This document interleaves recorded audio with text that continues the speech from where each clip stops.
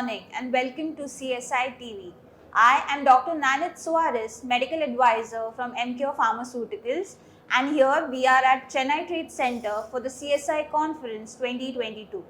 It is my immense honor and privilege to introduce Dr. H Natesh sir. Welcome sir. Thank you. He is the South Zone EP member of the CSI headquarters, and he is also the Associate Professor, Jayadeva Institute of Cardiology, Karnataka. Sir just finished a session on antiplatelets in chronic coronary syndrome. Sir, could you please summarize your session? Yeah, see, chronic coronary syndromes, now the ESC guidelines are there, which was released in 2019. There is a lot of confusion on the definition of chronic coronary syndrome. Now, if you put up a timeline of 12 months, any coronary heart syndrome beyond 12 months becomes chronic coronary syndrome. So the spectrum varies from ST elevation of MI, which gets treated, which comes for follow-up after 12 months as a chronic coronary syndrome.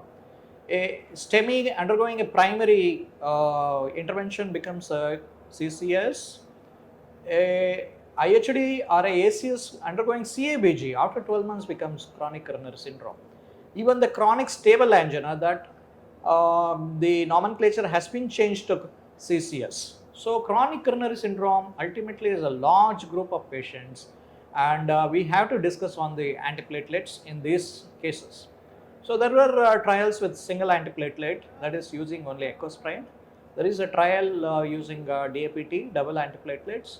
And now the NOACs have come down, that's the rivaroxaban or apixaban, along with these antiplatelets, either aspirin or P2Y12 inhibitor.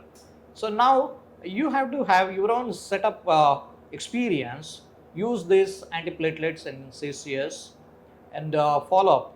The subgroups could be a diabetic or a CKD. So our recommendation would be probably you can go with either a DAPT or a single antiplatelet with a NOACs like apixaban or rivaroxaban. So that should be the carry home message, that we have to use antiplatelet judicially, keeping a watch on the bleeding risk. So I think this is a very, very important topic for a cardiologist, because ultimately all the ACS or CCS drop into cardiologists as follow. Thank you, sir. So, sir just summarized and highlighted on the fact that judicious use of antiplatelets in chronic coronary syndrome is very important. So, with that, I would like to thank Dr. B.H. Natesh, sir, for sharing his valuable time for this interview. Sir, thank you and have a good day, sir. Thank you.